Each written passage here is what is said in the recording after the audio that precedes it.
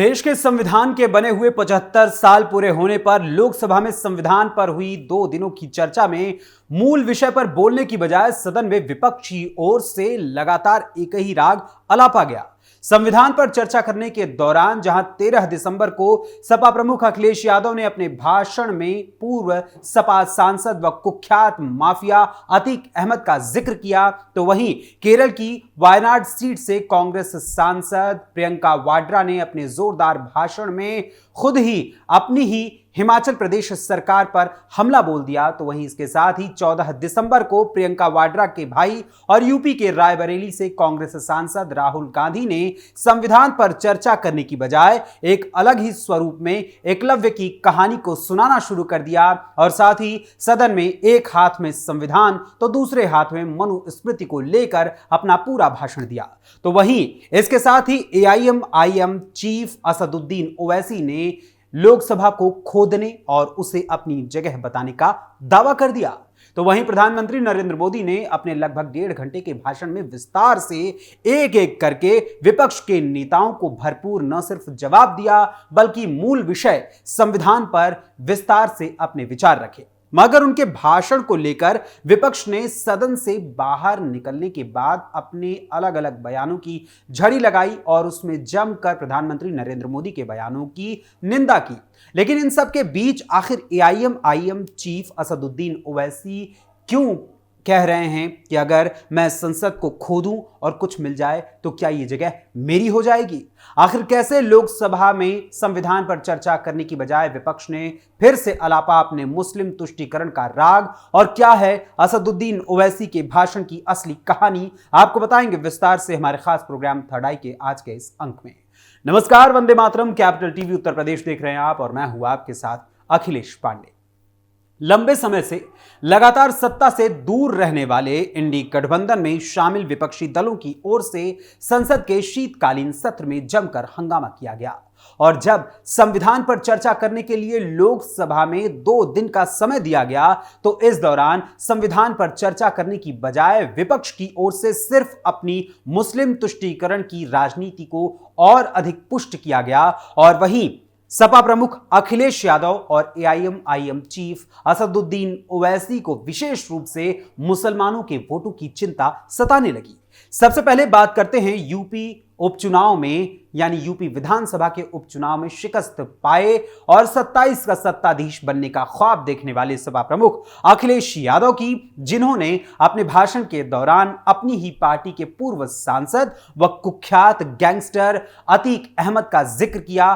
तो वहीं कुछ दिन पहले उन्होंने संभल हिंसा मामले को लेकर भी सदन के पटल के सामने अपनी बात रखी थी, जिसकी वजह मात्र एक थी और एक ही है, और वो है मुस्लिम तुष्टीकरण की राजनीति और अपनी पार्टी यानी कि समाजवादी पार्टी के मुस्लिम नेताओं का अखिलेश यादव पर बढ़ता दबाव।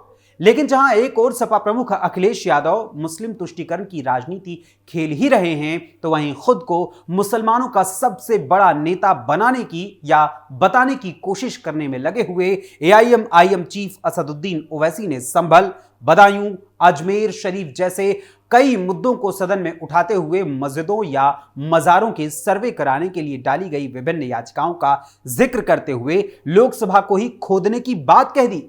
दरअसल संविधान पर चर्चा करने के दौरान बोलते हुए असदुद्दीन ओवैसी संविधान में उल्लिखित अनुच्छेद 25 का जिक्र कर रहे थे। इसका जिक्र करते हुए उन्होंने कहा कि मुझसे पूछा जा रहा है कि 500 साल पुरानी तुम्हारी मस्जिद यहां थी या नहीं। ख्वाजा अजमेर के दरगाह के बारे में भी कहा जा रहा है कि नहीं है। अगर मैं इस पार्लियामेंट में खोद दूं और कुछ मिल जाए तो क्या ये मेरी हो जाएगी? वहीं इसके साथ ही एआईएम प्रमुख यानी एआईएम चीफ असदुद्दीन ओवैसी ने धर्म परिवर्तन के लिए बनाए गए यानी जबरन हो रहे धर्म परिवर्तन को रोकने के लिए बनाए गए कानून पर भी हमला बोला और साथ ही सरकार की ओर से बड़े पैमाने पर हो रहे धर्म परिवर्तन पर लगाई गई रोक पर ही सवाल उठा दिया। तो वहीं वक्फ संशोधन अधिनियम पर हमला बोलते हुए कहा कि ये अल्पसंख्यकों को संविधान में दिए गए अधिकारों का उल्लंघन है। पहले तो आप सुनिए कि असदुद्दीन ओवैसी ने संसद में क्या कुछ कहा। उनके भाषण के उस मुख्य अंश को सुनिए जिसमें ये तीनों बातें उन्होंने कही हैं। मार के पीट कर मार दिएगा, क्यों? क्योंकि उसने बीफ खाया, बाद में मालूम हुआ नहीं खाया। जुनैद और नसीर को जुनेद और नसीर को गाटमीका के थे, उनको जिंदा जला दिया गया। सर, फिर प्रोपगेट, आप ये आर्टिकल 25 का थर्ड सेक्शन प्रोपगेट, आज आप देख रहे हैं कि मुझसे पूछा जा रहा है कि 500 साल पहले तुम्हारी मस्जिद थी नहीं थी। ख्वाजा अजमेरी की दरगाह कह रहे नहीं है। अरे सर, अगर मैं इस पार्लियामेंट में खोद दूं, इसमें गड़ा कर दूं, तो खाने जहां का हिस्सा मिलेगा तो मेरी हो जाएगी ये। आप बताइए। अब आप देखिए ये प्रोपोगेट क्या हो रहा है। अच्छा, जो तब्दीली मजहब का कानून, तब्दीली मजहब, मैं तब्दील मजहब नहीं कर सकता, सरकार से पूछना पड़ेगा मुझे अपना मजहब बदलने के लिए। अगर अंबेडकर आज जिंदा होते तो बाबा साहब को भी कहते कि आप जाकर परमिशन लो, तब मजहब बदलना पड़ेगा आपको। ये हालात आज यहां पर पैदा हो चुकी है। सर, आर्टिकल 26 देखिए, it gives religious denomination the right to establish and maintain institution for religion charitable. वजीर आजम कहते हैं कि वक्फ का ताल्लुक संविधान से नहीं है। अरे कौन पढ़ा रहा है वजीर आजम को? आर्टिकल 26 पढ़ा लीजिए। आर्टिकल 26 की बात कही गई। मकसद क्या है कि वक्फ की जायदादों को अक्सरियती तबके के लिए छीन कर दे दिया जाए। आप अपनी ताकत की बुनियाद पर छीनना चाह रहे हैं। गौरतलब है कि जो कानून देश में बड़े पैमाने पर हो रहे धर्म परिवर्तन, चाहे वो जबरन डरा धमका कर कराया जा रहा हो, चाहे किसी लालच के बलबूते पर कराया जा रहा हो, या किसी छल कपट, चाहे वो लव जिहाद ही क्यों ना हो, इसी के विरुद्ध लाए गए इस कानून से असदुद्दीन ओवैसी को तकलीफ है। जबकि इस कानून में विशेष रूप से सिर्फ ये बात नहीं कही गई है कि इस्लाम धर्म से हिंदू धर्म या हिंदू धर्म से इस्लाम धर्म में आने जाने को लेकर पाबंदी लगाई जा रही है, बल्कि इसमें यह कहा गया है कि अगर कोई व्यक्ति अपनी इच्छानुसार, यदि देश के संविधान में दिए हुए अधिकार का उपयोग करते हुए अपनी इच्छानुसार कोई भी धर्म अपनाना चाहता है, धर्म परिवर्तन करना चाहता है, तो वह स्वतंत्र है, लेकिन जबरन धर्म परिवर्तन कराने वालों की खैर नहीं है। लेकिन इसी के विरुद्ध लाए गए इस कानून से असदुद्दीन ओवैसी को तकलीफ है, क्योंकि उनके आका मौलाना गैंग को इस कानून के जरिए भय लग रहा है। देश में अपनी इच्छानुसार धर्म स्वीकारने और उसका पालन करने या उसका बढ़ावा करने या उसे बढ़ावा देने से हमारे देश का कोई भी कानून किसी को नहीं रोकता। हां, लेकिन अब धर्म परिवर्तन के लिए एक व्यवस्थित माध्यम बना दिया गया है जिसके जरिए होकर गुजरना पड़ता है। तो ऐसे में अगर कोई स्वेच्छा से अपना धर्म परिवर्तन करना चाहता है तो भला किसी को क्या तकलीफ हो सकती है कि वो सरकार से परमिशन लेकर अपना धर्म परिवर्तन कर ले। लेकिन हां, जब जबरन धर्म परिवर्तन करवाने वालों के पेट में इस तरीके का दर्द उत्पन्न होने लगे तो इसका क्या अर्थ होता है, यह आप बखूबी समझते हैं। वहीं दूसरी ओर वक्फ संशोधन अधिनियम के जरिए वक्फ बोर्ड की कार्रवाइयों में जो पारदर्शिता लाने की योजना केंद्र सरकार द्वारा बनाई जा रही है, उससे भी ओवैसी समेत विपक्ष के कई सांसदों को काफी तकलीफ है, क्योंकि इस संशोधन के बाद न सिर्फ वक्फ बोर्ड की संपत्तियों का ब्यौरा देश के सामने पारदर्शी रूप से रख दिया जाएगा, बल्कि जबरन किसी संपत्ति पर कब्जा करने वाले वक्फ बोर्ड पर शिकंजा भी कसेगा।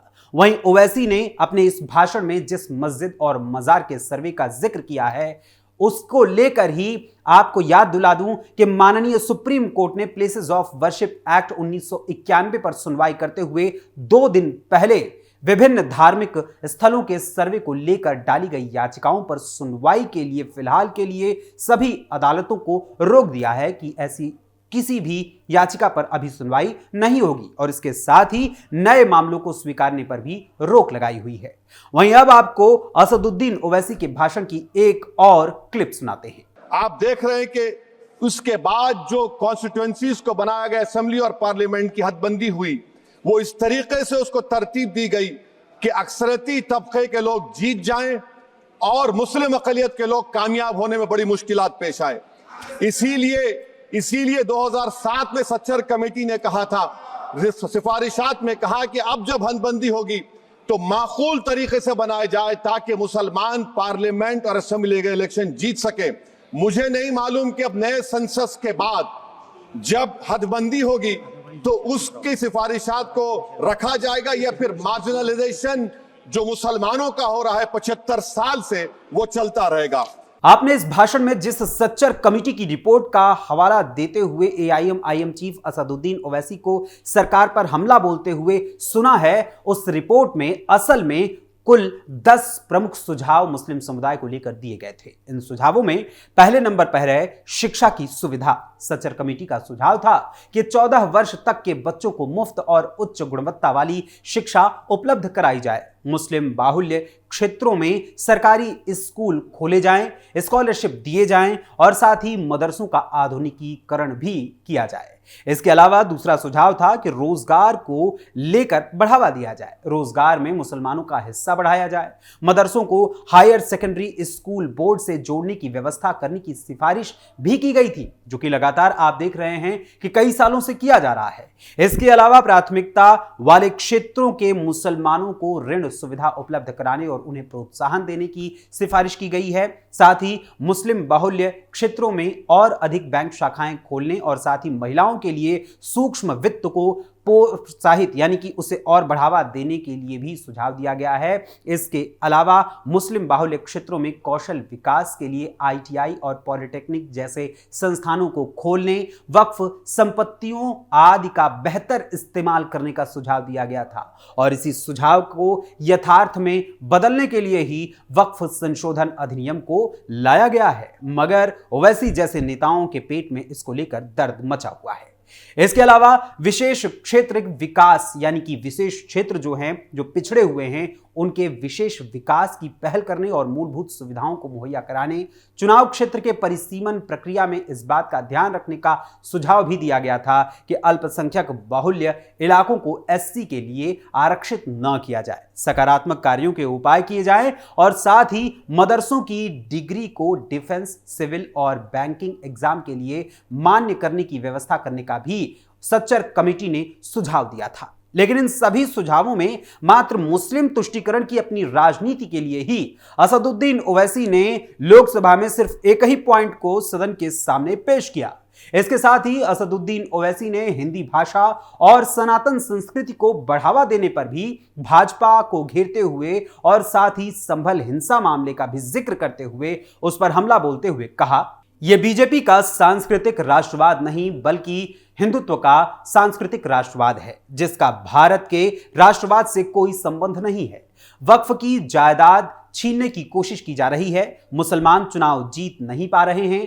मुस्लिम बेटियों को हिजाब पहनने से रोका जा रहा है। मस्जिदें अब खतरे में आ गई हैं और गौ रक्षक हत्या कर रहे हैं। अगर उत्तर प्रदेश के संभल में मुगल कालीन मस्जिद को लेकर दायर याचिका में प्रवेश के अधिकार का अनुरोध किया गया था, तो वहां की अदालत ने सर्वेक्षण का आदेश क्यों दिया, जो देश महंगाई, बेरोजगारी, किसान आत्महत्या और अन्य मुद्दों का सामना कर रहा है। वहां इस तरह के मुद्दे देश को कमजोर करते हैं। AIM चीफ असदुद्दीन ओवैसी, जिन्हें हिंदुओं की बात और हिंदुओं के अधिकारों की चर्चा या हिंदुत्व वाली संस्कृति या सनातन संस्कृति की जब भी चर्चा की जाती है तो उन्हें मिर्ची लग जाती है। और उनका ये बयान भी आप सभी के सामने है, जिसके जरिए आपको भी पता चल रहा है कि आखिर कैसे असदुद्दीन ओवैसी को मिर्च लगी है। अब असदुद्दीन ओवैसी के बयान को लेकर आप सभी का क्या कुछ कहना है, हमें अपने कमेंट्स के माध्यम से जरूर बताइएगा। फिलहाल अभी के लिए थर्ड आई के आज के इस अंक में बस इतना ही। थर्ड आई के अगले अंक में फिर मुलाकात होगी किसी और खबर, किसी और मुद्दे, किसी और विषय के साथ। तब तक के लिए मुझे अनुमति दीजिए। धन्यवाद। जय हिंद, जय भारत।